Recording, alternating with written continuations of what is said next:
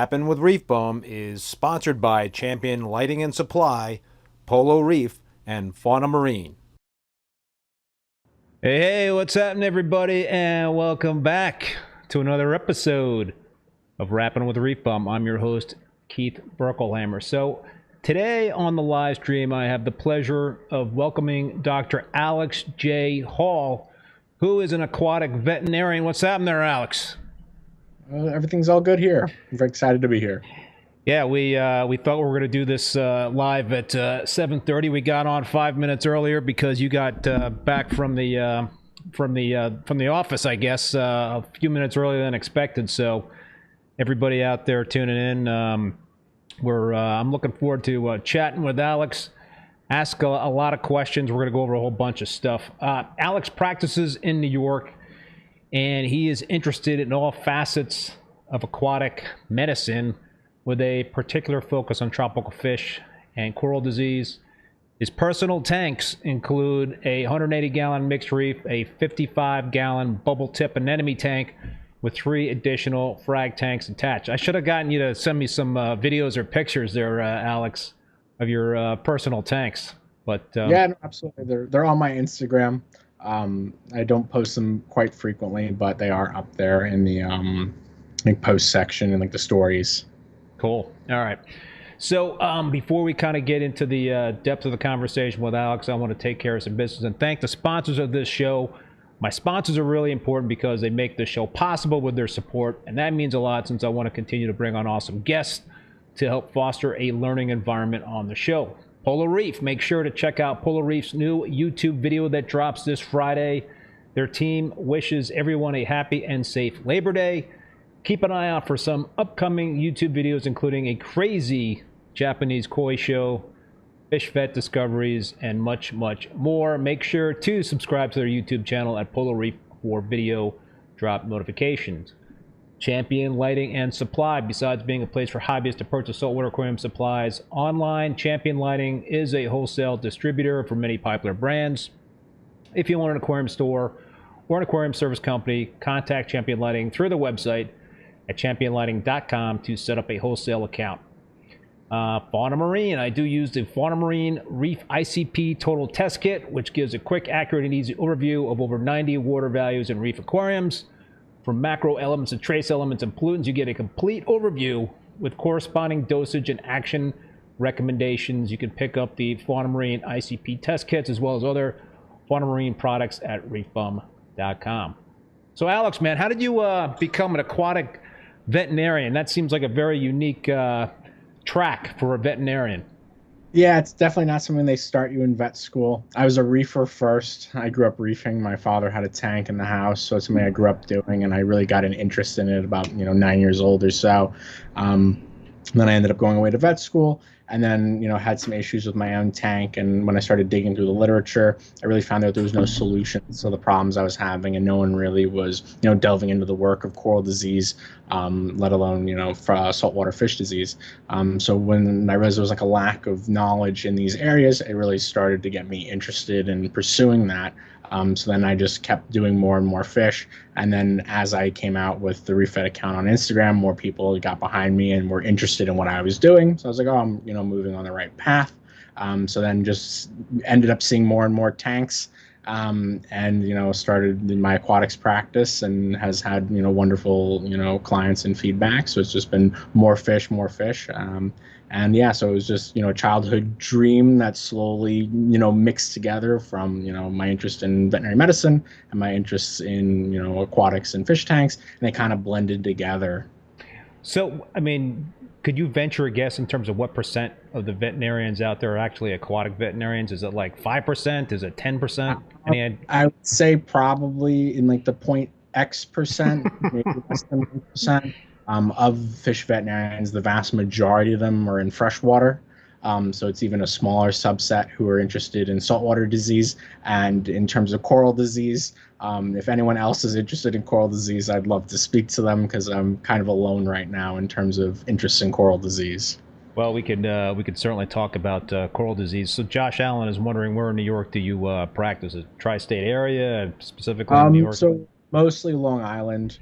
I do venture out. Again, I will go tri-state area, but again, most of my clients are, Long Island, New York City based. Can you share some of your bigger clients? So that I can't. Besides the Long Island Aquarium, I have NDAs with a lot of my fish wholesalers, etc. But in terms of big clients like the aquarium, Long Island Aquarium is where I'll be quite frequently. But the other ones I can't disclose. Gotcha. So what exactly, you mentioned fish disease and coral disease and stuff like that. What's a day in the life like for an aquatic veterinarian? So again, it depends on the clients. Again, if I'm at the aquarium, they'll have like a list of the problems that they're having. A lot of times, starting my big thing is microscopy and microbiological diagnosis.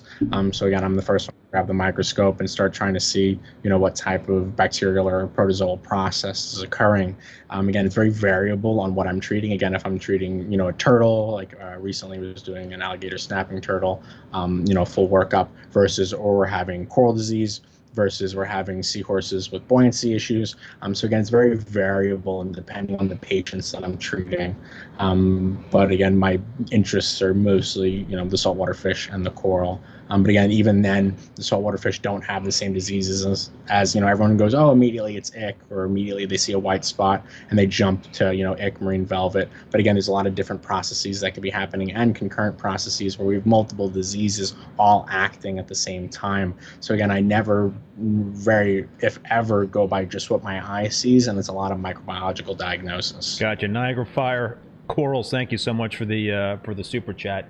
So let's talk about what hobbyists can do to try to do the best to prevent disease from entering their reef tank in terms of fish disease.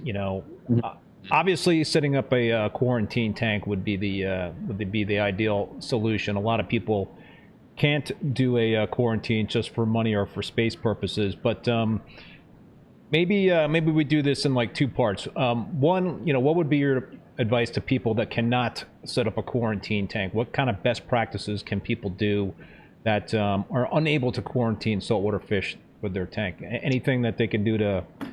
Yeah, so again, it's without quarantine, things become a massive challenge. Because again, there's no way to really observe the fish. There's no way to really look for disease. Again, without a quarantine tank, it becomes, you're essentially, going an uphill battle. Even if it's the simplest quarantine tank, it's a 10-gallon tank with nothing in it but an air stone and, regular water changes, water comes out of your big tank, goes into the quarantine tank, and then down the toilet. That's already a huge step forward.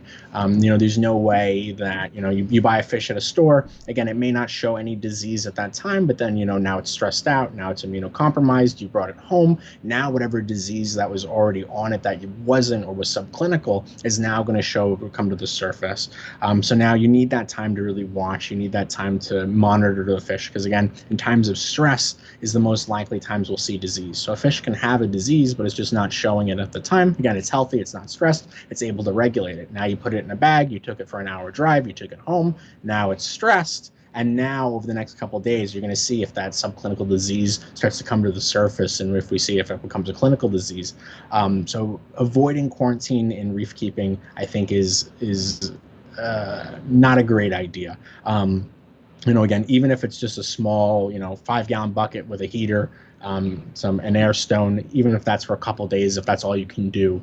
In terms of like ideal quarantine, I say 30 to 60 days, and a lot of people don't like to hear that come out of my mouth, because again, they get excited, they buy a new fish, they want it to go in the tank, but it's a 60-day quarantine to really see if there's any other diseases going on. Again, sometimes we have viral processes that can take a while to, again, once the fish becomes immunocompromised, it can take some time for that disease to come to the surface. So again, I don't want a fish with like lymphocystis. Again, essentially we can think about it like herpes in a person. So it's not going to kill you, but again, it's a blemish and it'll spread quite rapidly.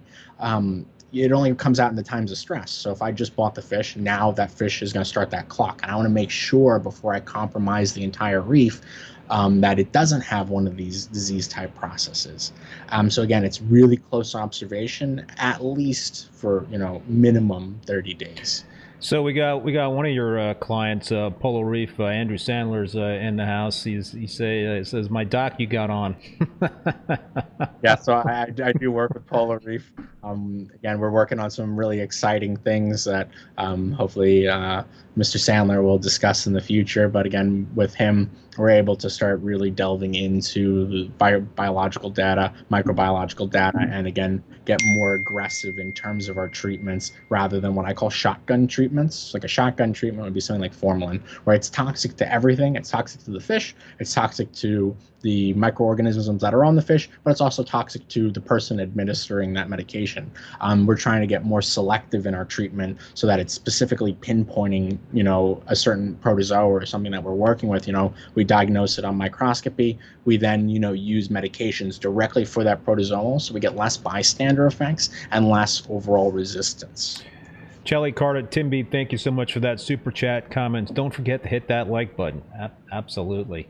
So, what would be the ideal, or let's say just basic quarantine tank that somebody could set up for a minimal investment? I mean, you mentioned the 5-gallon bucket with an air stone and using that for a couple of days, but let's go to the 30 or the 60-day kind of quarantine scenario. What would somebody really need to have in terms of equipment?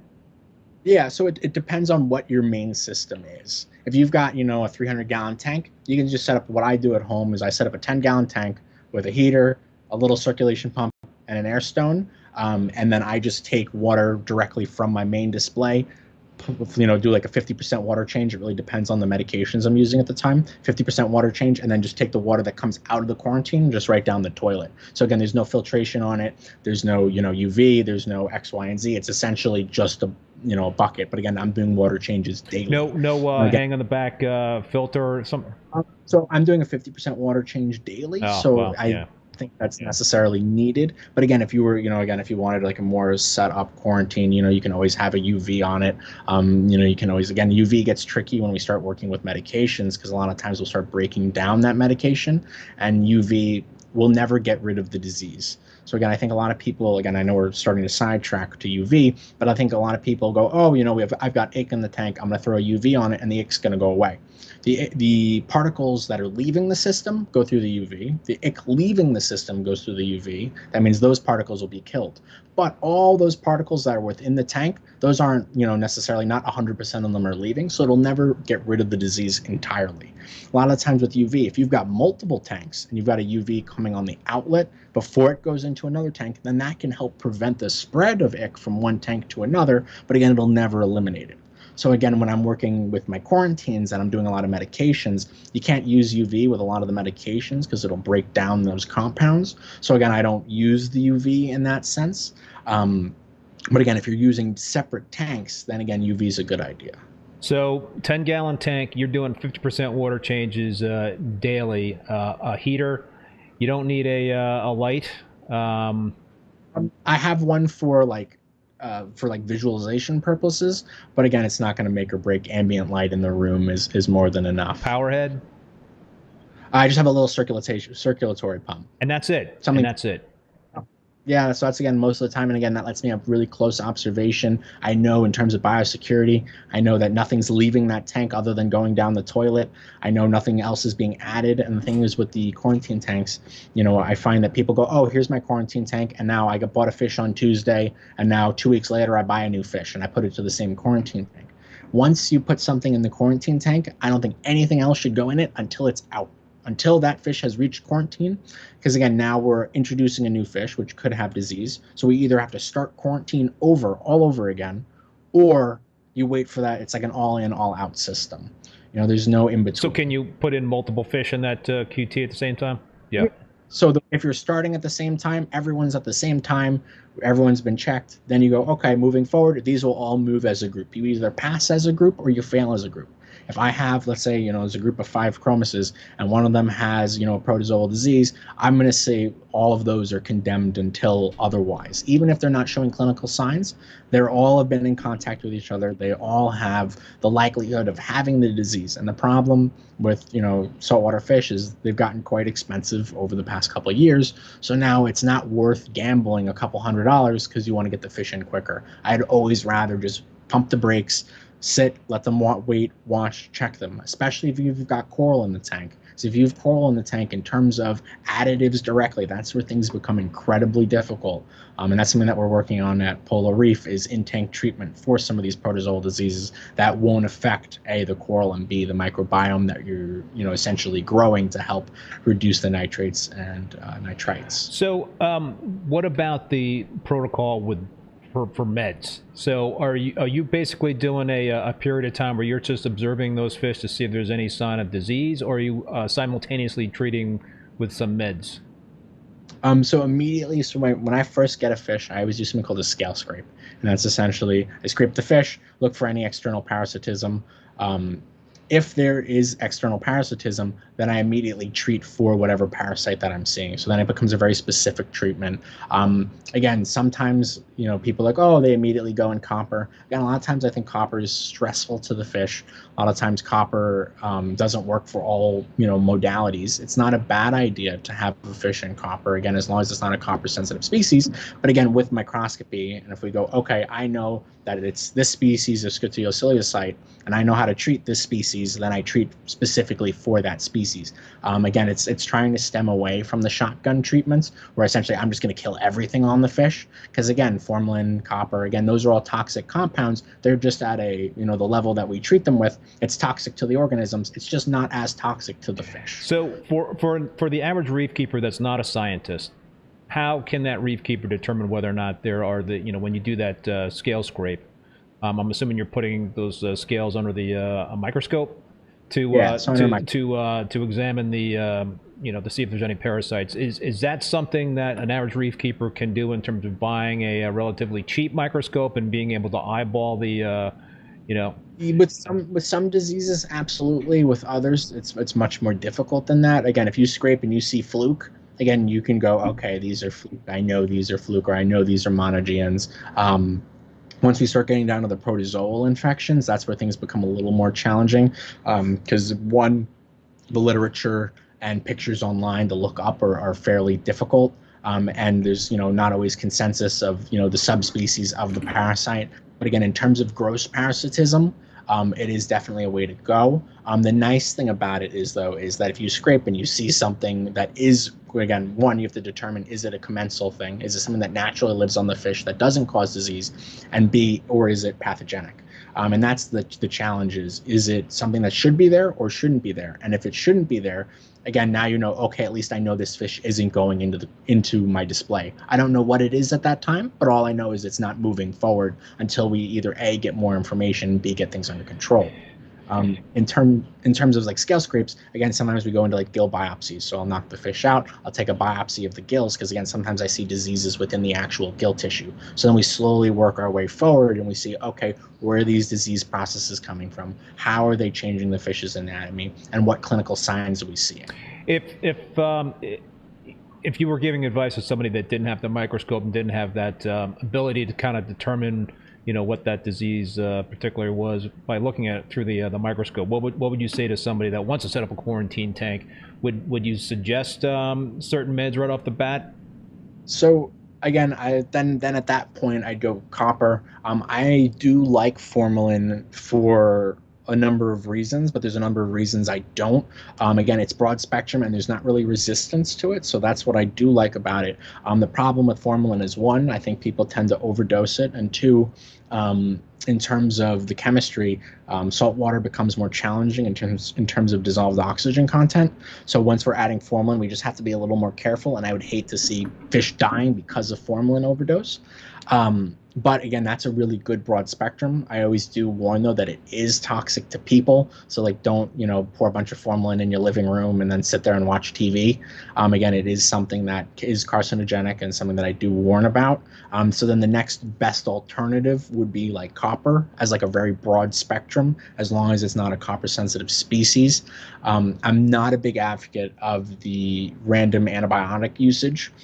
I think antibiotics, again, people are like immediately want to dump in nitrofurazone, immediately want to dump in kanamycin. But again, unless you've confirmed it's a bacterial infection, there should be no reason that you're using antibiotics. All you're doing is just sensitizing the bacteria that are there to the antibiotics. So again, I always confirm it's bacteria before I treat with antibiotics, whereas you don't need to confirm that it's fluke, ick, some sort of protozoal infection before you use formalin. There's not the same kind of risk long term. So that's where I like to, keep things to a minimum unless I know what I'm treating. But again, copper, formalin, as broad spectrums, as long as they're treated appropriately, are okay. I guess for a hobbyist, what you can do is do an aquabiomics test, right, to see potentially what pathogens you have in terms of fifth pathogens. So aquabiomics is really nice in theory. The problem that I've seen in the past is just the turnaround time is a little too hard for me to really make a clinical judgment and diagnosis. Just because, again, I need a lot of these times these fish are in, a dire state, and you really have to start treating within 10 hours, 24 hours may even be too late. So to wait for the data may be helpful for the future, but it may not be helpful in that sense. When I'm doing my bacterial work, I do something called bacterial culture. So I actually take swabs, send it out to the lab. The lab then grows it. Takes about a day. So it's not as fast. Turnaround is like 20 minutes. But again, it takes about a day, and then they go, hi, it's this bacteria, and then they do something called sensitivity, and that's them growing out that bacteria, using different antibiotics against it, and then going which one's the best. But while I do in the meantime is I take swabs of that bacteria, or what I suspect to be bacterial samples. I then stain it with different, essentially cytologic agents that then change the color of the bacteria. And then I use that to help me identify what class of bacteria. And then once I know, okay, it's gram negative, it's gram positive, I'll then empirically pick an antibiotic that is sensitive or generally good for gram negative, gram positive until I get those sensitivities back. So once I have the sensitivities back, then I will switch. If the medication I wasn't using wasn't sensitive, then I'll switch. If it was, great. The nice thing is something that we're doing at Polo is that we're collecting a lot of this bacteriological data, and we're saying, okay, we're chronically seeing, this species of Pseudomonas, or we're seeing Pseudomonas, genus in general, and those are, gram negative. And then we see, in the last 5 sensitivities, it's been sensitive to X antibiotic. So then we go, okay, in the future, if I see a lesion that looks like that, then I go, okay, highest probability it's this. It may not be, but at highest probability it's this. We've seen in the past that it's sensitive to X drug, so then we start with that. And this, as the caveat with these antibiotics, is I'm not a huge advocate of like the antibiotic baths. I'm a big advocate of internal disease requires internal medication. That being said, the only way to get medication into these fish is either A, orally, which I don't like, because one, you have to calculating the dose that they're actually getting is almost impossible, because the moment you put that food in the water, it starts to dissipate out. And did the fish actually eat the food, etc.? So I'm a big advocate of antibiotic injections. So those injections are actually going intramuscularly or intracelomically within the body cavity. So I go, okay, I take the fish out, it weighs X amount. I go, it gets 10 mg per kg of X drug. And then I go, okay, that drug, I can measure up exactly how much I know it's getting, and it gets injected directly into the fish. That's got to be a tough process, though, if you've got a lot of fish in a reef tank, especially since it could be a challenge to catch those fish, correct? Well, so this is in quarantine. Oh, in quarantine, so okay. This is all quarantine. All right. Yeah, this is all when easier they first to catch. come in. If they're already in the tank, then that's a massive challenge. Yeah. Doable, as long as you don't have acros, but doable. But this is all pre-quarantine, because again, once they start going through quarantine, again, we can limit a lot of these diseases. That doesn't mean that bacterial infections won't pop up. That doesn't mean that Uronema won't pop up, but it severely limits the amount that we actually see. We can almost completely eradicate certain diseases by going through these steps in quarantine. Are there certain fish that reef keepers should try to avoid because they're more prone to disease? I didn't realize, but green chromas apparently are very prone to a particular disease. They are the poster child for Uronema. They, again, tend to carry a lot of different protozoal diseases, but most often it is Uronema, and that in itself is particularly difficult protozoal disease to treat. It's lethal quickly, so action has to be done very aggressively and fast. In terms of these, chromices, that's why, again, quarantine, because then you throw in 30 chromices, you don't notice that one of them has a huge ulcer on it until a couple days later, and now that entire time those particles are then being released into the environment. The problem with, like, in that situation is, even if you remove the fish, that Uronema is still in the tank. That being said, even if you removed all of the fish out of that tank at that time, there's no follow-up period for Uronema. It can live off the environment. It can live off bacteria in the environment. So once it's in that tank, there is no treating it. Ooh. There's nothing you can do to remove it from the system. Yeah, unless you bleach the system and start over. No good. Again, that being said, I think that Uronema, and again, don't hold me by this number, is probably present in about 75 to 90% of tanks out there. Really? But that doesn't mean that it's clinical, though. So again, it's living in the environment, it's doing its own thing, but it's only when fish become stressed, whether that stress is because of, lack of feeding, whether that stress is because of overcrowding, whether that stress is fish fighting, and that stress brings it out, and that's when it really starts to proliferate. Again, if you look through your sandbed, or you look through, let's say you're overfeeding the tank and you take some of that, mysis that's been sitting at the bottom of the tank for the day, and you look under the microscope at that, you're probably going to see some Uronema particles. But again, that doesn't mean to panic, oh, everyone's going to get Uronema, because again, I feel, again, this is purely my feeling solely on what I've seen out in the industry, is that Uronema is incredibly prevalent. So again, it's avoiding it before it gets in the tank, because once it's in the tank, it may not be, clinical for years. You have, everything is going great. You have a power outage, for a day and a half, and now everybody's stressed, and all of a sudden Uronema blew out of, population, and you haven't even added a tank in, 6 months, added a fish in 6 months. So again, it's all about minimizing that stress. Well, I love green chromis, and I think I've added my last green chromis for a long time, man. You've scared me straight there, Alex. What are the signs of Uronema again? So Uronema has 3 actually different presentations. One, there's external Uronema, which is what we classically see. So that's that red banding. That's the ulceration of the skin. That's sometimes they'll get like a gray color. And sometimes we'll get like plaques over the operculum, or like a plaque-like consistency over the fish, increased mucus around the fish. That'd be like that really classic external. By the time you see the ulceration, it's essentially critical care and very intensive. But we'll get into that. Then we have internal Uronema. So that's something that I've started to see more of. I feel like it's not something that's really talked about, in the hobby. But I was actually doing fecal samples in quarantine. So I'd unfortunately sit there, watch the fish have a bowel movement, immediately take that sample, put it under microscopy, and I was finding Uronema within these fecal samples. And then I started to notice that once these, fish that had this internal Uronema, they'd actually get a bruising or ulceration from the inside out, rather than you'd think that the ulceration comes from the outside from external Uronema. So when we have this internal Uronema, again, much more intensive processes. Topical medication isn't going to help you. It's only, very, very intensive wound care, essentially sealing that ulcer. Because again, once the fish shows that ulceration, whether it's coming from the inside or the outside, that's what's going to kill it first. The Uronema isn't. What happens is we have a fish that's essentially hypotonic to the environment. So the environment in the saltwater is saltier than the fish itself. So it starts to pull fluid out through that wound. And when we start pulling fluid out through that wound, we end up with renal failure and cardiac failure. So they actually die from dehydration faster than they die from the wound itself. So the moment we see a wound, that needs to be immediately sealed. So what I like to use, and again, it changes based on the instance, but actually like Mucinua honey is actually a really nice sealant, because 1, it's antibacterial in itself, and 2, it stays on the fish, because again, topical meds on fish are a little bit difficult, but if you put a little bit of honey over that wound, 1, it seals it, 2, it's antibacterial, and 3, now once we start getting meds into the fish, we can start treating the actual protozoal infection, and hopefully it gives it time to recreate that barrier. And that would be, again, the same thing for internal Uronema.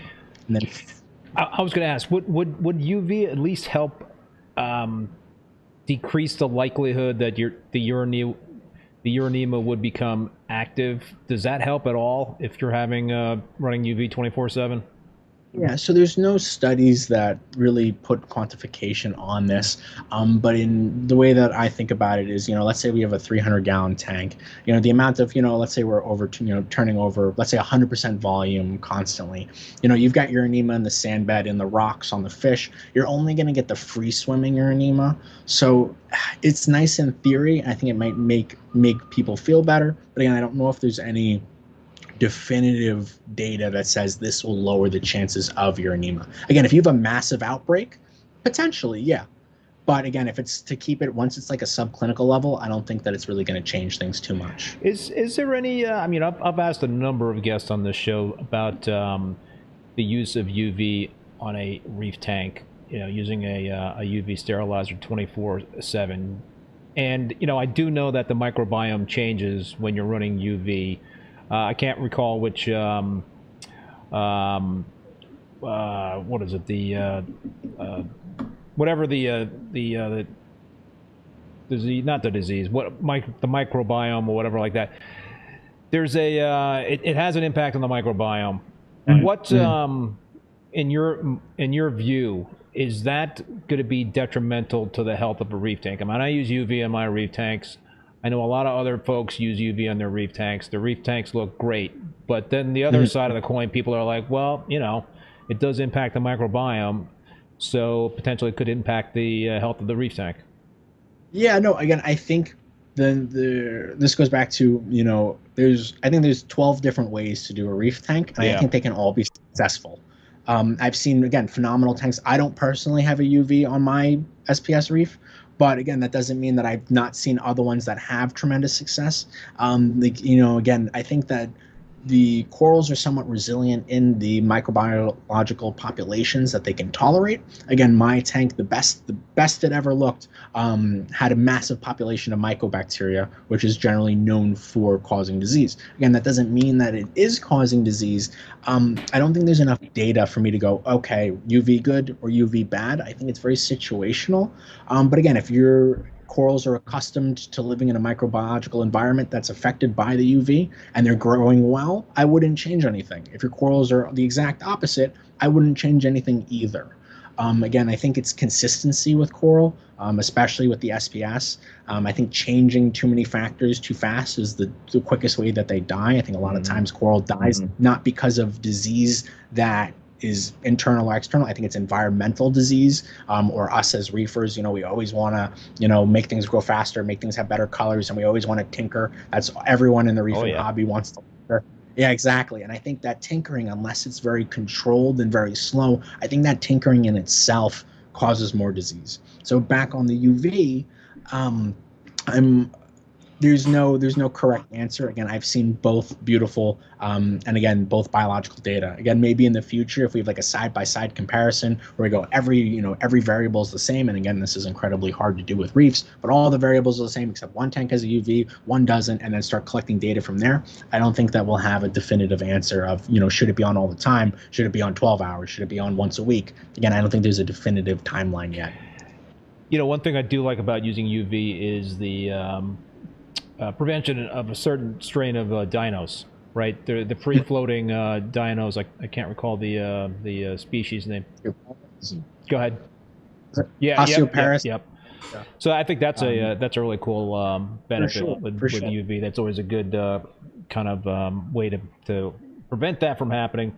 What about, I see Sturgis Reef is asking about ozone. I would love to see an experiment if ozone has an effect on fish disease. Would ozone make a difference in your mind? I think on a chemical level, yes. Again, I don't know. I can't say it'll help 50%. I can't say it'll help 100%. But what I've seen, ozone, I haven't experimented with directly, but I've experimented a lot with hydrogen peroxide, which are both essentially free radicals that damage microcellular organisms. So I've seen really good results with hydrogen peroxide. I do dose hydrogen peroxide daily in my tanks. Again, I don't generally talk about the quantity of which I dose, just because I don't want essentially people to misconstrue that information and then me be responsible for them dosing their tank. It can be risky to overdose hydrogen peroxide. Yeah. Exactly. Yep. But again, I think that free radical antimicrobial property associated with ozone can be beneficial in preventing certain types of protozoal and bacterial infection. I've never run Ozone. I guess it scares me a little bit, but you know, I guess if you do it right, it can certainly improve the clarity of the water, and I guess there's benefits. I've seen massive differences, not with my own tank, but with other tanks I've seen, where I've seen the ozone off and I've seen the ozone on. Again, I've always wanted to do ozone. Again, it's just also the safety at home. Again, you know, having it in your home, you know, if it's leaking, if it's leaching, it just adds another level of complexity to a reef. Scares me. Yeah, exactly. Hey, Joe Muscat, what's happening there, Joe? Great show with a lot of info. Thanks, Joe. Joe's going to be coming on in a few weeks. Looking forward to that. Jay Ellis, I'm going to mispronounce this. Are you looking at the chat? Avidus. Yeah. So that's... Go ahead. You read it. That's another species of Scuteosilius. It's associated with the Uronema family.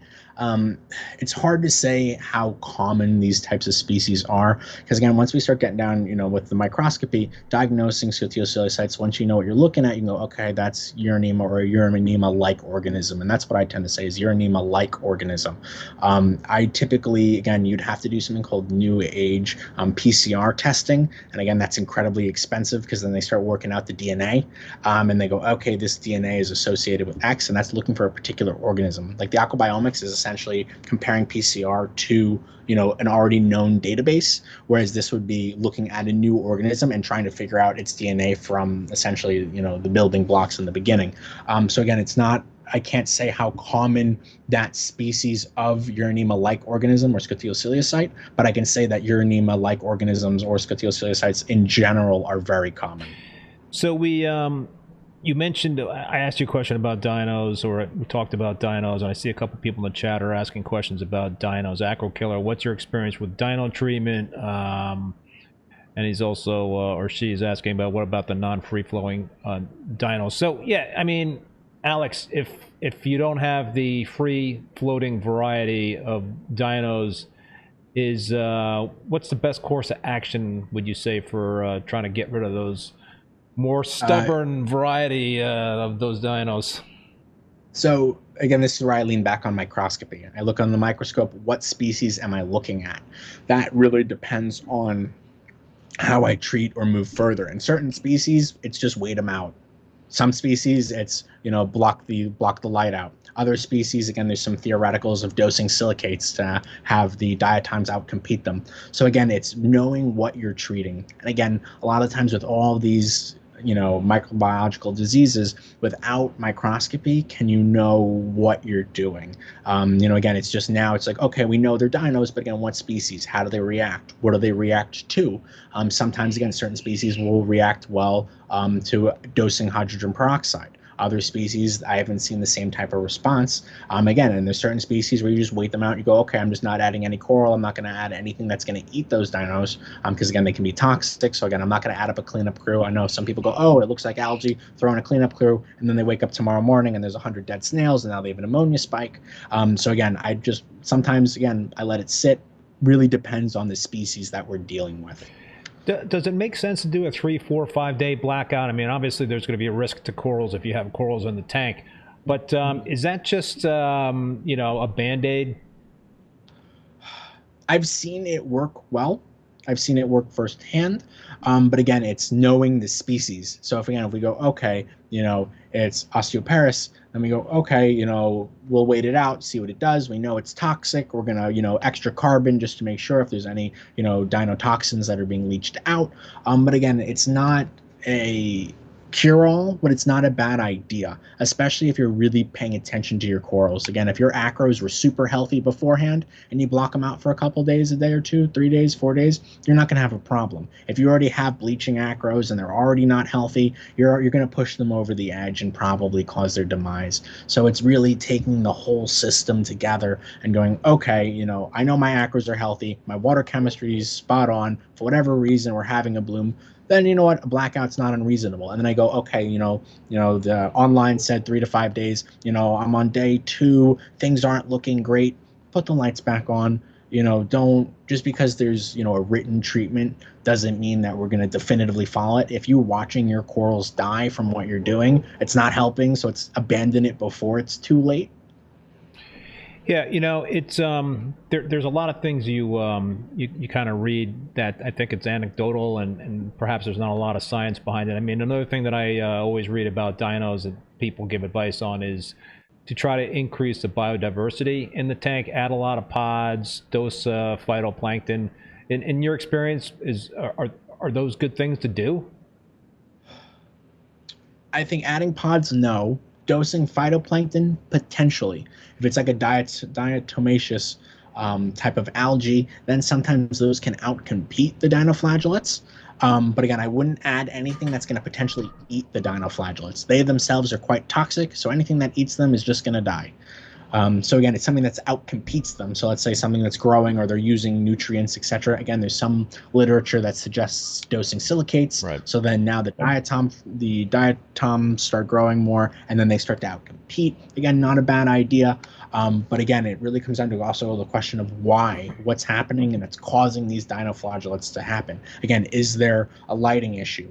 Is there, again, sometimes I see where we have like a tank in a living room where there's a lot of like natural light, or like, for a couple hours of the day the sun is beaming on the tank. Sometimes we create an environment that's causing these dinoflagellates to start to bloom out of control.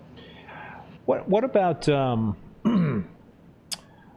what about, you mentioned Sandbed before, and some people have tanks with bare bottom. Some people have sand beds. Is the likelihood of fish disease going to be higher if you got a sand bed because there's potentially more surface area for these pathogens to take hold onto?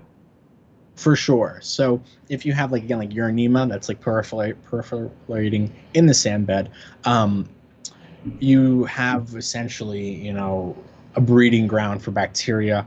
You have a breeding ground for, those types of processes. There's a lot of other faults that come with a sand bed, again, especially like sulfur dioxide growth or accumulation within the sand bed. That being said, I have a sand bed in my tank just because I like the aesthetic of it. I don't, again, this is just a personal preference. I don't like the aesthetic of a bare bottom tank, but in terms of bare bottom tanks, it's a lot easier. One, you can scrape the bottoms really easy. Two, again, you're not having that same type of, sand accumulation and chemical accumulation. If you do have a sand bed, it becomes, again, if you let it sit, again, we have certain sand beds that'll sit for 10 years. That essentially, if that gets stirred up, will kill the entire tank. So again, it's really maintaining, if you're going to do the sand bed, and again, I agree with the aesthetics of a sand bed, it's really maintaining that sand bed and making sure that there isn't this accumulation of like dead food, necrotic material, things that are, again, other sulfur compounds. So again, I think, a healthy sand bed, I think, is healthy for a reef. I think a sand bed that's sitting there for a really long period of time isn't healthy or becomes unhealthy if stirred up. So again, when I'm more religious with my sand bed cleaning, clean it, vacuum out the whole sand bed once a week. But again, I wouldn't, if I haven't touched it in, let's say a couple months, I wouldn't just do all the sand bed in one sitting. I would do like an eighth of it, and then I'd wait a day, make sure the carbon's good, do a water change, etc. And I don't want to stir too much up and then just do little parts. Again, even if it's, a couple square centimeter, a couple inch centimeter, area, clean that part, and then don't touch the rest of the sand bed. If you stir up the whole sand bed at once, you're going to end up killing everything. So you're an advocate basically of siphoning the sand bed every so often to help keep that detritus from building up. What about going the route of not doing this siphoning, but having a cleanup crew kind of doing that work for you? Is that an alternative, or is that, in your view, not as viable as siphoning? I think it helps, and it helps because, again, we've got, sand sifters, snails, everyone's stirring the sand bed, but that does not replace vacuuming out. Again, it helps. I think it's a huge part of it, but again, there's nothing that will replace actually vacuuming out that sand bed. There's nothing else that's going to take out these really noxious compounds other than actually removing them from the tank. Shifting gears a little bit here, you mentioned antibiotics, that you're always hesitant to use antibiotics to treat certain fish diseases and what have you. What about to treat algae, cyanobacteria, that sort of thing. You know, you've got ChemiClean to treat cyano. You've got fluconazole, which is, I guess, is an antifungal medication to treat bryopsis. What are your thoughts on using chemicals in a mixed reef system for that purpose?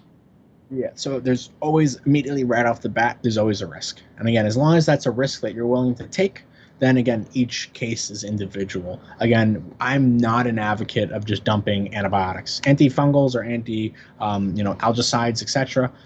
Different story. But antibiotics like ChemiClean, that's erythromycin, I see it work, but I think that there's other better alternatives than just dumping an antibiotic into a reef. When you dump an antibiotic into a reef, especially like azithromycin, that is not a very selective antibiotic, and you're going to end up, wiping out a lot of other good beneficial bacteria.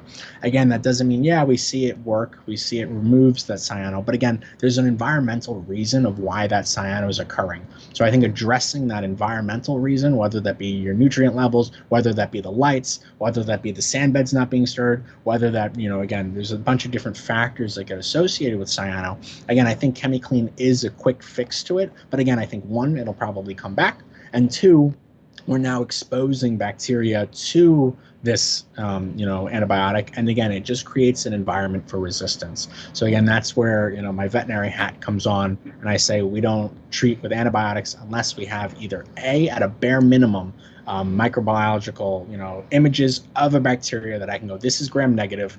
We know what type of bacteria in some cases, and then what is it generally susceptible to, and then the gold standard is sensitivity. In terms of the algicides, they work, they do what they need to do. We're not going to get the same sort of resistance that we see with the antibiotics. But then at the same time is why do we have bryopsis in the beginning? Again, was it just a dirty rock, or again, are there nutrient levels that are creating an environment for this bryopsis to grow? Because again, you can always, manual removal is a wonderful thing. A lot of people, for whatever reason, don't like to do that. Again, I wouldn't want to sit there for a couple hours picking bryopsis out of my tank. But again, manual removal is the safest option. But algicides, again, there's always a possibility of side effects. There's always a possibility of overdose. But again, it's not the same type of risk as using antibiotics. I always feel like there's, kind of a collateral damage. Well, you put in like fluconazole. I just recently put in some fluconazole, and it knocked out the bryopsis. But then I had some diatoms that popped up, a little cyano popped up. So it's kind of like that, you're solving one problem, but you're creating other problems, it seems like. Yeah, exactly. And again, it's just not worth the risk to hurting the coral, hurting the fish, etc. So again, it's risk reward, and a lot of times I think using these like broad spectrum meds, there's a lot higher risk than the reward. What are your thoughts in terms of we're getting into the antibiotic discussion here in terms of corals? Oxalic acid, that's an antibiotic. The protocol that was just published in Coral Magazine for dipping and for Intank treatment. I've used it a few years ago, and it certainly helped my situation because I had a lot of STN going on, some RTN with corals, and it was happening more frequently. And then I treated this particular display tank with oxalic acid, and those episodes stopped, and they haven't returned since. And it was kind of, for me, it was a last ditch thing. I'd done an aquabiomics, and I gotten back a report. There was, certainly some coral pathogens in the tank. But what are your thoughts? I get a lot of people reaching out to me. It's like, oh, what's your protocol for OA, and blah blah blah. And I always try to tell people that's a last resort. That's something that you should really not try to do. You don't want to make a habit of putting antibiotics into your tank. Create that resistance down the road. It's an easy thing to do, but it's something that I think there's other overriding issues perhaps that is causing that stuff to happen. But I'm just curious in terms of your thoughts on oxalic acid specifically. So oxalic acid is a fluoroquinolone antibiotic. It's extremely broad spectrum, and so it's going to hit everything. So a derivative that's really commonly used of oxalic acid is enrofloxacin, also known as Baytril. Again, I think it has a wonderful time and a place. but dumping it directly into the reef unless I had culture data. So some of the, again, for another discussion, with Polo Reef is something that we've been taking STN samples, RTN samples, and getting this culture data. And again, I think there's better medications that are more selective for the antibiotic or for the microbes that we're trying to treat. I think oxalic acid is essentially like a slightly less than a shotgun treatment, but it is a shotgun treatment in itself. And I think there's much more specific antibiotics we could be using that would then target the pathogens in question, not just everything.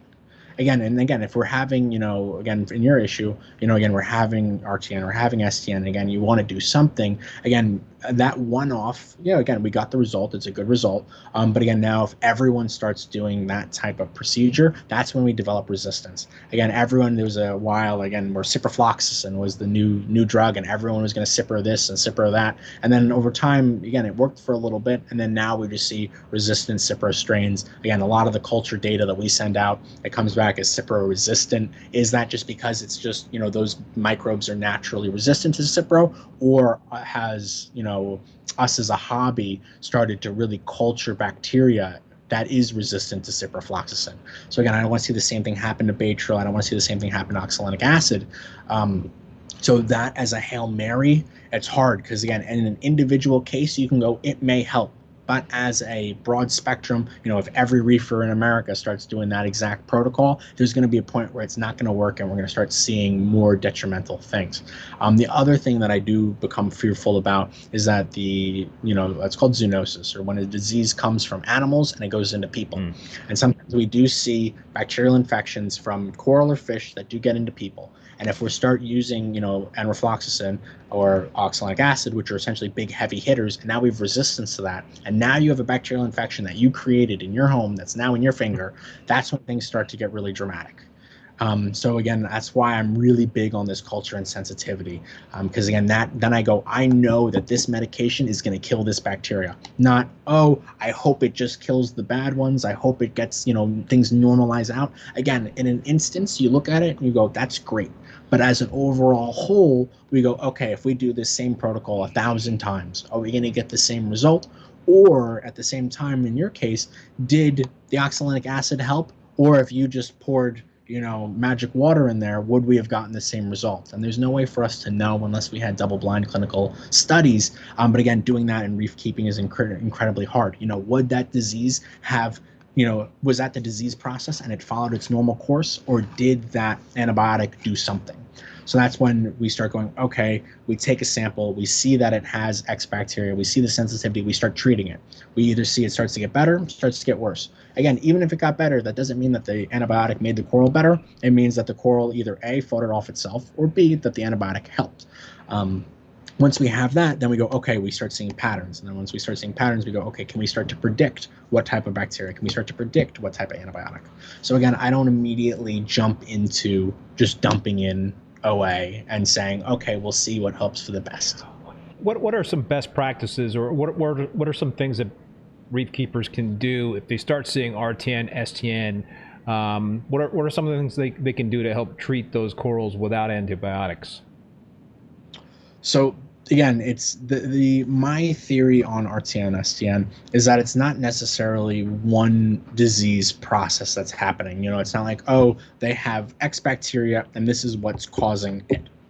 I think that RTN, STN are a way that necrosis or death is happening. So it's a clinical symptom rather than a direct sign of a disease. So I think that, again, same thing with like brown jelly. I think that that's just the type of coagulative necrosis that is happening due to a process that we don't know. But that doesn't mean that that one process is the only way that that happens. So, again, you can always try like broad spectrum, essentially antimicrobials, like iodine. Again, unless if you had no, microbiological data, iodine is always, a relatively safe bath type material, bath to use. And again, it is very broad spectrum, and we don't get the same type of resistance to antibiotics. So again, iodine is a good one because you can get it, you can get betadine at CVS. So it's something that you can always have in your house. You don't have the risks to yourself. You really don't have the risks to the coral. So that one I do like for areas if I have no antibiotics, no microbiological data. I have no idea what's happening, and I just want to stop the necrosis process. I think iodine is the way to go. Does it make sense to dip all incoming corals in a some sort of antibiotic dip or iodine?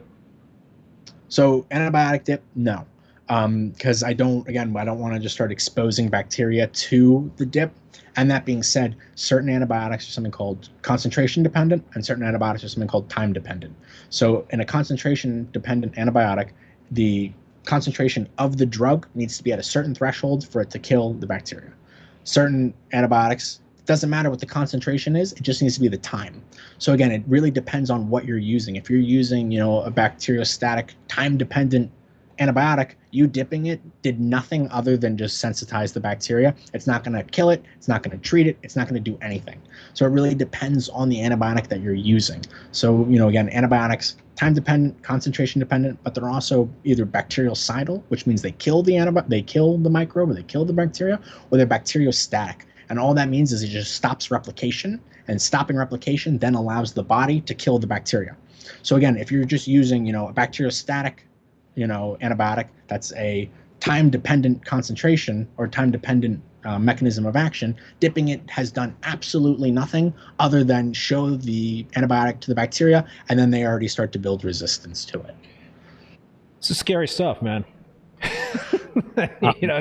Every time I get into these kind of conversations, I'm like, man, it's just like there's just so many things that can happen. I mean, I didn't realize that you can get pathogens coming in on snail shells. That it's a good thing to get quarantined cleanup crew, because that's a way that things can get into a tank. And I'd imagine that things can get into the tank just via a water transfer. There is the best way to not have reef disease is quarantine. You could treat until you're blue in the face. If you had beautiful quarantine from the beginning, your problems are going to be so much easier. Again, especially now especially in a reef system, this is where things start to get really complicated, is that there's so many different organisms of so many different, kingdoms and species, etc., is that when we use a drug is targeting a specific pathway in X organism. But that doesn't mean that it doesn't target pathways in other organisms. So like, let's say we had red bugs in the tank, and again, the common treatment is the milbemycin oxamine, but interceptor. That pathway is also the same neural pathway in crabs. So now we're killing all the crabs and snails trying to treat for the red bugs. So it's once they're in the system, again, there's always going to be bystander effects, and that's why we're really trying to treat at a very specific level, at a very okay, at this pathway, this drug will only treat let's say red bugs, or let's say Tagastes of any species, rather than okay, it's going to hit everything that's an arthropod. Yeah, I mean, and now people, I think, again, anecdotally, are saying there's different types of bugs out there that come into the reef tank. Besides the red bugs, you've got white bugs, you've got black bugs. Who knows what other kind of colors are out there, and they're all different, resistance, it seems like. So you've got to hit the black bugs harder than you hit the red bugs. I mean, I do have a microscope. It's like a $200 microscope, and that's certainly helpful. And I always suggest to people out there, spend a couple of $100 on a decent microscope, because you can see you can actually see the bugs with the naked eye, but with the microscope, I think you can at least identify the color on them and stuff like that. But yeah, so again, it's kind of like you've got different things going on with different varieties of pests in the tank. So it's I set up a coral quarantine tank when I bring in new corals. It's a like a 20-gallon fish tank, and in my quarantine system, I've got a heater, I've got a light, because there's corals in there. You want to make sure that they're going to be in there at least for 30 days. So I always add a light. And what else? I got a recirculating pump in there, and then I hit the tank. I dip Frags like once a week in KCl, potassium chloride, and then I'll also twice over the 30-day period use the interceptor for the bugs. But I mean, it's something, right? I mean, it's something to help to try to prevent those kind of pests from coming in. The bugs I think are easy to solve in terms of doing an in-tank interceptor treatment. Like you said, though, you're gonna have some collateral damage with shrimp and your cleanup crew is going to be susceptible and all that stuff. Certain parts of that cleanup crew. But then acro-eating flatworms, that's not a fun one to have. No, absolutely not. So in terms of in-tank treatment, there is no great options right now. Again, that's something that we're working at Polo Reef to work on something of that nature. Again, with the acro flats, all the information that I can give right now is check coral before it goes in the tank. I promise you, if you don't put an acro-eating flatworm in your tank, you will never have acro-eating flatworms. That being said, I see people, they'll buy a big colony, and they're really excited to get it in their tank. And the thing is, you can't check all those branches. Again, when I do my coral examination, I check every single branch under first my naked eye with a headlamp, followed by microscope, followed by, it's called the triocular scope, and essentially that's a scope that lets me look at the surface of the coral, and I will look through every branch, every polyp, every part of that coral and then put it in back in quarantine, let it sit, and then I'll check it again. Let it sit in quarantine for a week or two, then check it again. That's how I guarantee you will not have flatworms if you don't put them in the tank. Again, even people, I'll see, people get a new coral, they'll give it a quick 30-second look, swish it around in some dip, and say that there's no eggs on there. Again, if you have a colony, if you have a frag, you should spend 5 minutes staring at that frag, look at every bit of tissue. Again, some of those eggs are completely really, really small. You miss 2 of those eggs, and now you won't know that you have a problem until 6 months, a year from now, 2 years from now. So again, it's really being very vigilant. There is nothing that'll ever replace vigilance and watching your coral. Again, if you see something, again, is there a color off? Is there a spot? And again, that's why I like the triocular scope. It's because then I image the parasites, and I get to see, again, is there movement? Is there a type of coral tissue moving in a way that I expect it not to be moving? Again, a reef tank or successful reefers or someone who looks at their coral and they could tell on a day-to-day, is that coral looking good? Does it look bad? Is it having a feeding response? And then they go, oh, every 3 days I know that this coral does X. Those are the ones who are really sit there and stare and watch their tank, and they know exactly what their corals are doing. And then the moment they feel something's wrong, you pull it out and you go, oh, there's flatworms. Oh, there's red bugs. Oh, there's other types of coral disease that are happening here. So again, it's all about the vigilance. Again, hopefully through Polo, we can come up with a treatment for these diseases in tank. But again, until that time, it's keeping vigilance. Again, pulling them out. Again, you can always pull them out. Remove all the adults, remove all the eggs, leave it in quarantine, check in a couple days, pull them out. Again, the life cycle of the acropore-eating flatworm, or one of the species, because again, I think there's multiple species, and there's definitely been multiple species that we've seen in the hobby, but that haven't been described, averages about 21 days from the time that they lay eggs to the next replication cycle at 78 degrees Fahrenheit. So again, if there's slight variations in that, again, checking, once a week is what I like to say, and then just make sure that there's no eggs, nothing like that. Because again, some of these flatworms can be, an inch long, others can be a couple millimeters. So I tend to post a lot of these different types of flatworms on my Instagram page. If you got flatworms on some frags, and let's say there's some eggs that you don't see, but you're doing weekly dips, and you're doing weekly dips for, let's say, 2 months. Will that break the life cycle, even if you have eggs that you didn't remove? I say on a pharmacological level, maybe. On a in an anecdotal level, I say yes and no. Because again, we're not, are we, is it the actual drug that's killing them, or is it you're just swishing them off and they fall off? There's too many variables and too much user error that can be associated with these types of dips. And again, there's, is there antihelminthic compounds that can be used to kill these worms? Yes. It's just, are these antihelminthic compounds, do they have any risks to the coral? And that has yet to be determined, and at a full, clinical length duration style of testing. So sometimes I say people can remove them, but again, is that if you just dip them in salt water and you shook them really hard and you knock the adults off and you keep doing that before they reach, so there's a certain time, the egg hatches, the adult has to reach sexual maturity and lay more eggs. So if you knock that, that flatworm off before it's an adult and before it reaches sexual maturity, you can essentially eradicate them just by knocking them off. It's just, so is the dip the part that's killing them? Probably not. Is it just, the viscosity and the shaking in the water? Maybe. But that's the only way to really break that cycle.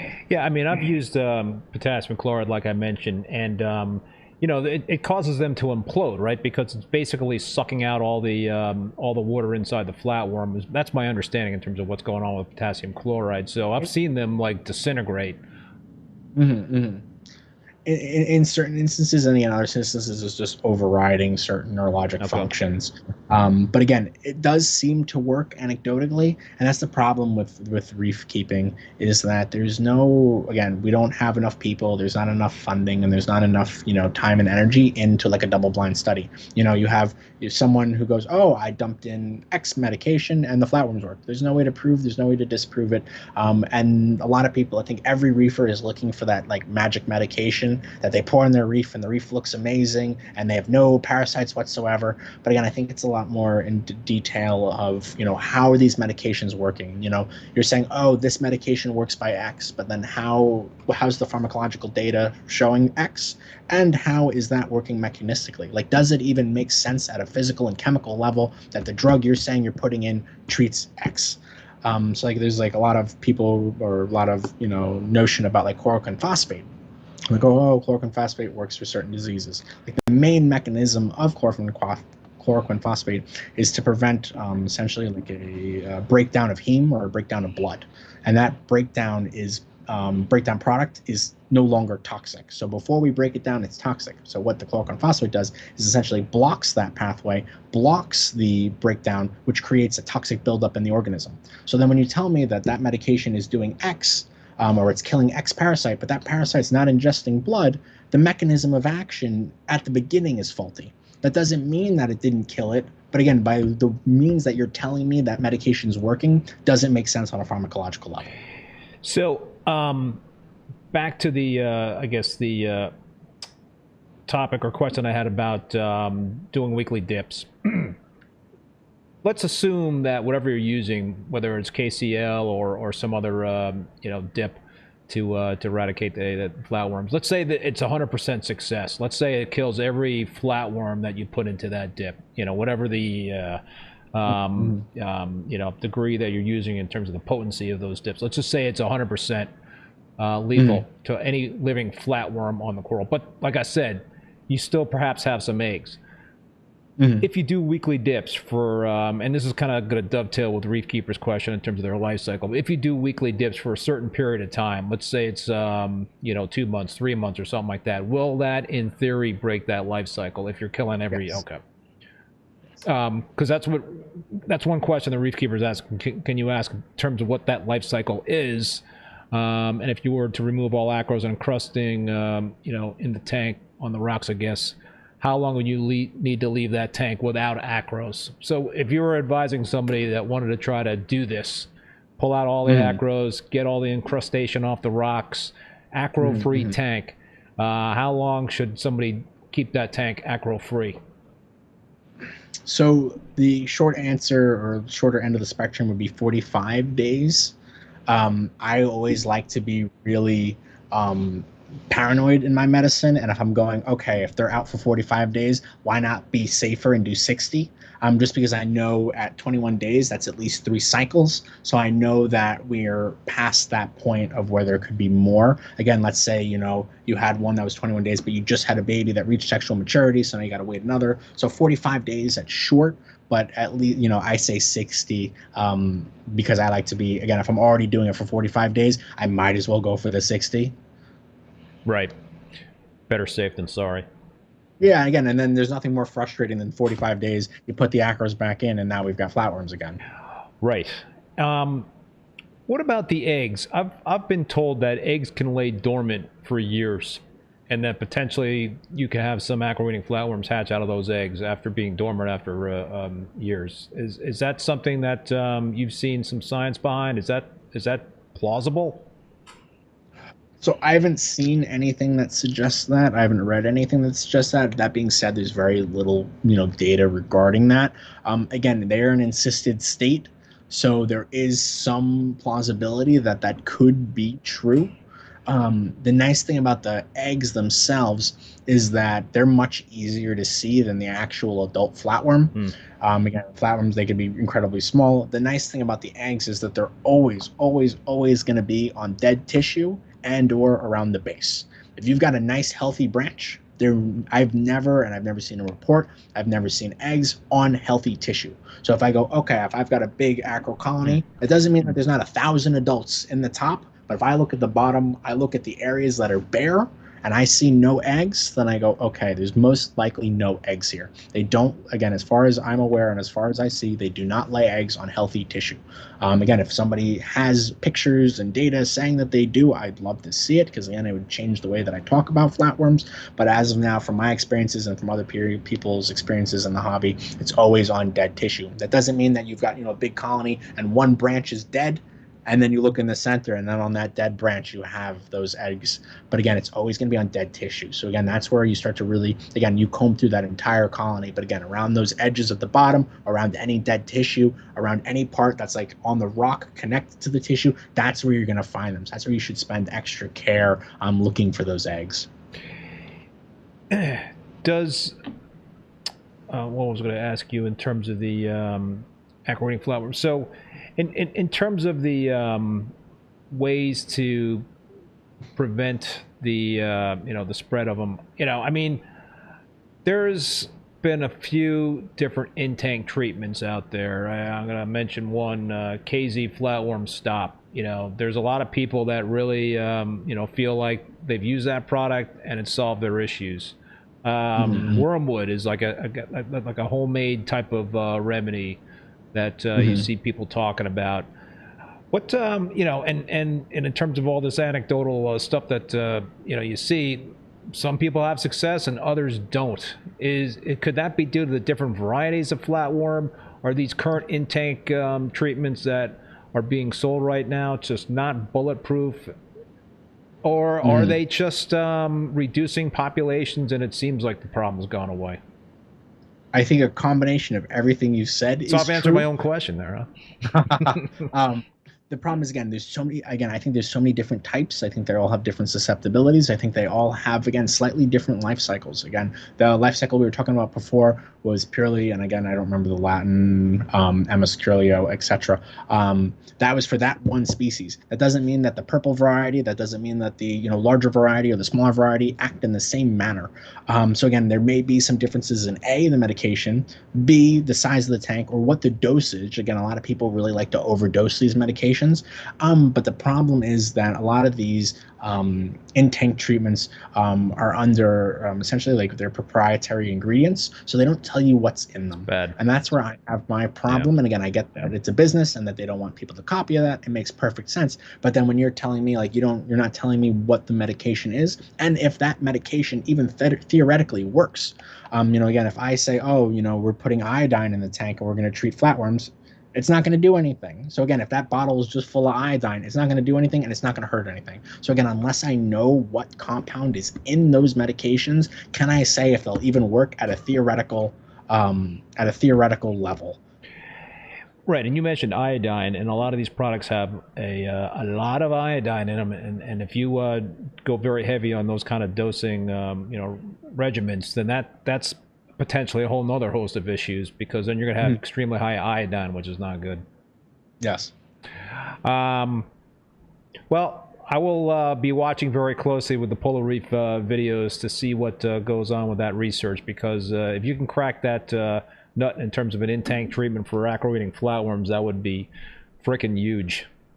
Yeah, it's something that we're working very actively on. That would be incredible, because I don't really think there's been a lot of research done on that topic. So that would be groundbreaking. All right, let's switch gears, and folks, I see there's a few questions in the chat. If you want to drop some more questions in the chat for Alex, please go for it. Anthony has a question about clams. What Dr. Hall's opinion on sudden clam deaths and a quarantine protocol for incoming clams, because death of clams cause of death of clams at Polo Reef ? So, Alex, clams. What can you tell us about clams? So I can't comment directly on the ones at Polo Reef. That being said, it really comes down to the size of the clam, right? So if we have, a 1-inch maxima, I think a lot of their death is attributed to either A, poor water quality. Again, a lot of reef keepers who are keeping acros, we already know that's not the problem. The next one comes from actually feeding mechanisms. And I think a lot of these clams, especially the smaller the clam, the more it needs to eat. Clams that are under 2 inches, essentially they eat, and they also have their mantle, essentially that pretty tissue that we look at that's photosynthetic. When we have a clam that is under 2 inches, that mantle, the surface area of that mantle isn't enough or can't generate enough energy for the volume of that clam. So clams under 2 inches, or even slightly bigger, the volume of tissue is too much for that mantle to sustain. So that means that they need to eat in an incredible amount. So again, when we have tiny clams, they should be eating 10 times a day, 15 times a day. And again, that becomes really, really intensive. Because again, they're essentially, when we're culturing them, we're growing them in green tinted water. They're always essentially eating. So then now it goes to your home, you have this tiny little baby clam, you find a little place for it and you feed it, even if you're crazy and you're feeding it 4 times a day. A lot of the times that's not enough actual sustenance for the clam to survive. Once they start growing, they're 3 inches, 4 inches, that mantle and that surface area of that mantle then creates enough energy through photosynthesis for the clam to survive. So I think a lot of deaths associated with little clams are associated due to lack of feeding. Interesting. It's just, and I've talked a lot about this, years and years ago when I used to keep clams, it seemed like clams were very hardy. It was kind of rare to see them die. But the last 10 years or so, 15 years or so, it seems like to be a very big challenge. Is that due to the size of the clams that are in the marketplace today for sale, that they're smaller than they used to be? That's what I suspect.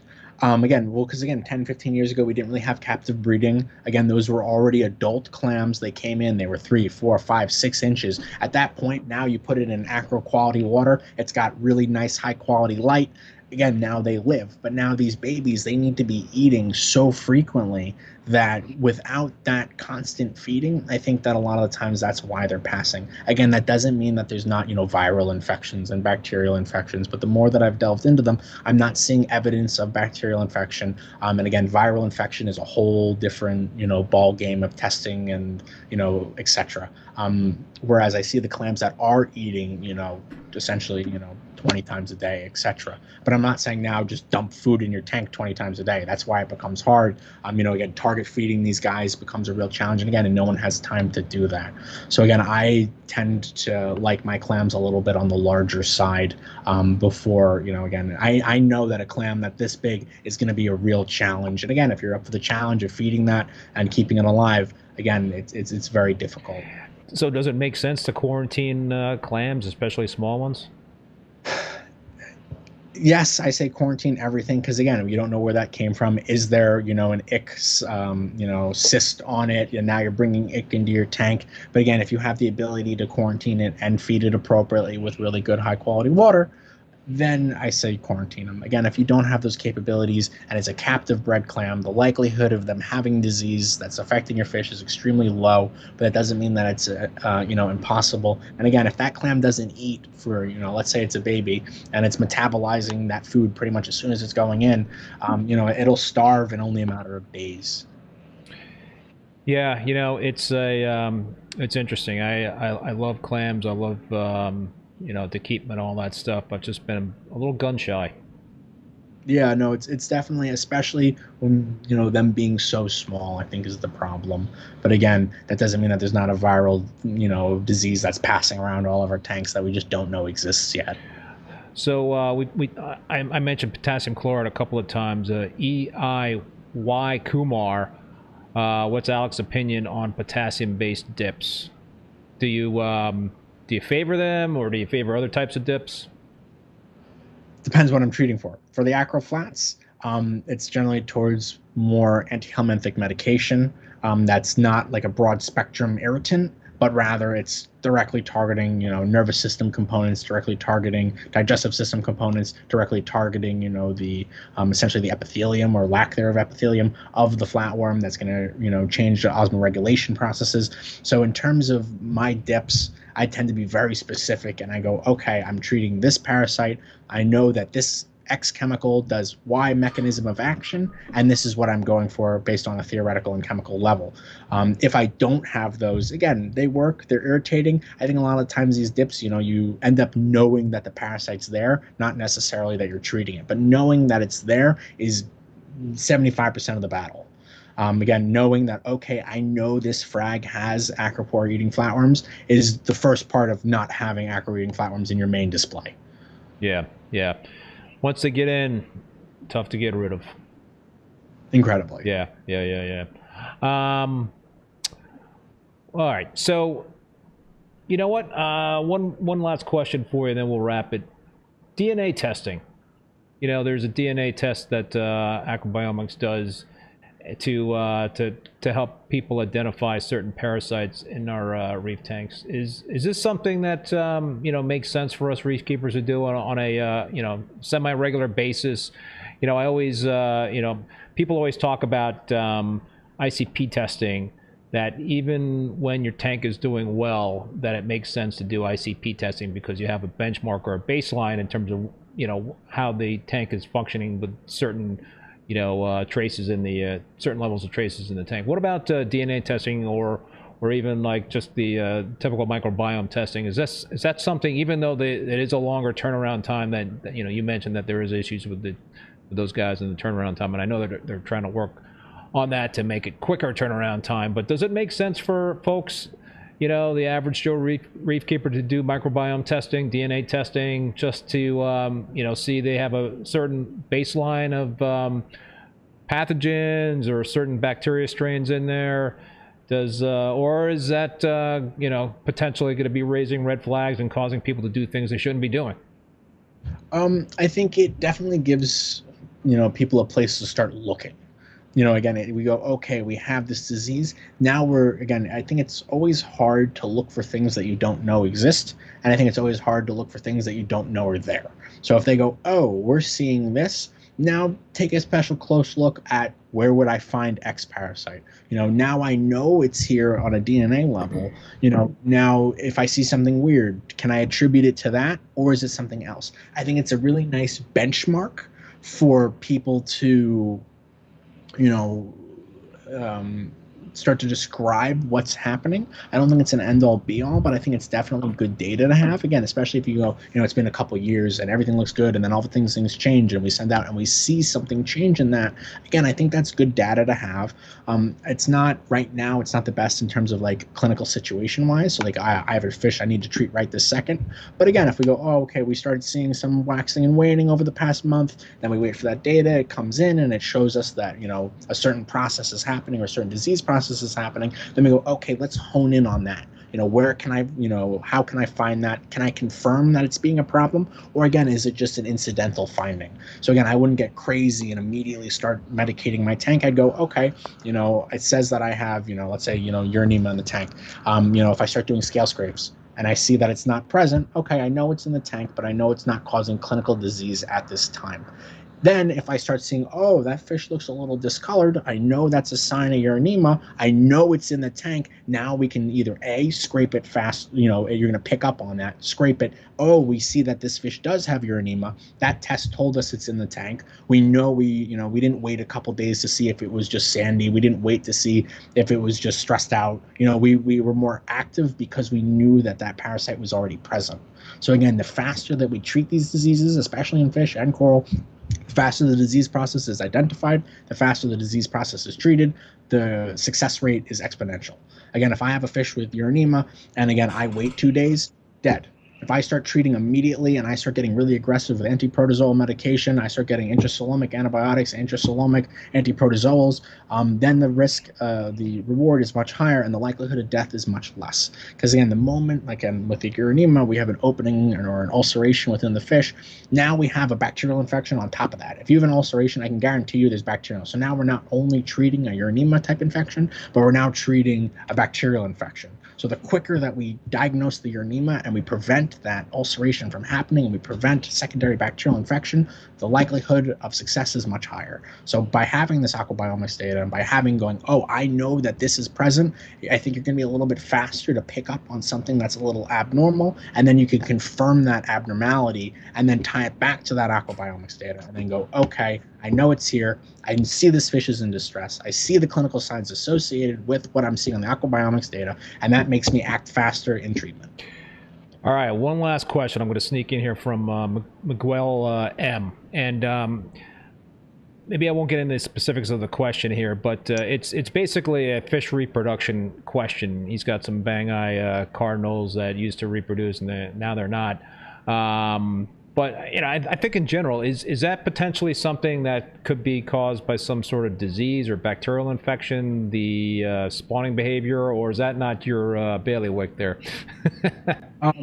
If it is, again, at a base level, reproduction only happens when things are incredibly healthy, right? There's no reason that something would waste the energy to reproduce if it wasn't doing well in itself. That being said, you know, if they've spawned, that means they're in well health.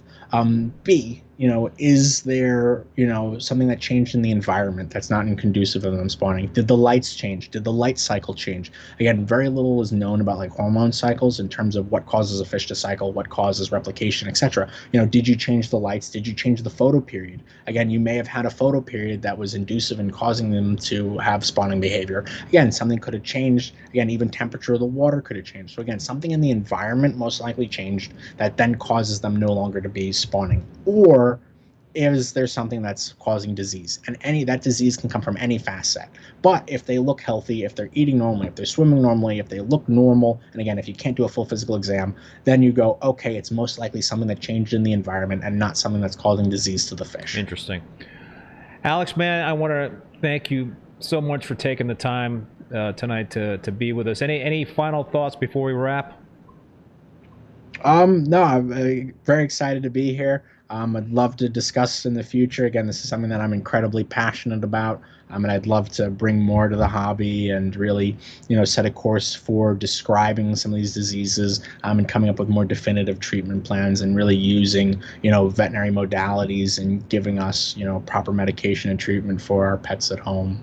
Very cool. So you can find Dr. Alex J. Hall on Instagram at the Reef Vet, TikTok at the Reef Vet, Facebook at the Reef Vet, and there's also a Facebook group, Reef Tank Parasites and Disease. So you could get in touch or interact with him there. So anyway, listen, Alex, thank you again for doing the show. I also want to thank my sponsors one more time, Polo Reef. Make sure to check out Polo Reef's new YouTube video that drops this Friday. Their team wishes everyone a happy and safe Labor Day. Keep an eye out for some upcoming YouTube videos, including a crazy Japanese koi show, fish vet discoveries, and much, much more. Make sure to subscribe to the YouTube channel at Polo Reef for video drop notifications. Champion Lighting and Supply, besides being a place for hobbyists to purchase saltwater aquarium supplies online, Champion Lighting is also a wholesale distributor for many popular brands. If you own an aquarium store or an aquarium service company, contact Champion Lighting through their website at championlighting.com to set up a wholesale account. And finally, Fauna Marin. I do use the Fauna Marin Reef ICP Total Test Kit, which gives a quick, accurate, and easy overview of over 90 water values in reef aquariums, from macro elements to trace elements and pollutants. You get a complete overview with corresponding dosage and action recommendations. You can pick up these Fauna Marin ICP test kits at reefbum.com, as well as other Fauna Marin products. Big thank you to Paul, who is also the president. He's the moderator of this live stream, but is the president of the Boston Reefer Society. Please join and support your local reefing clubs. They are so important to this hobby. Also want to let you know that all episodes of Rappin With ReefBum are available as podcasts on Spotify, Apple Podcasts, Google Podcasts, Stitcher, and Amazon. My next Rappin With ReefBum live stream will be next week, Tuesday, September 3rd, back to the usual 7 p.m. start time. My guest will be Jeff Turner from Reef Aquaria Design. You can check out the full upcoming schedule of guests on reefbum.com under the YouTube section. Until then, be safe and be well. Later.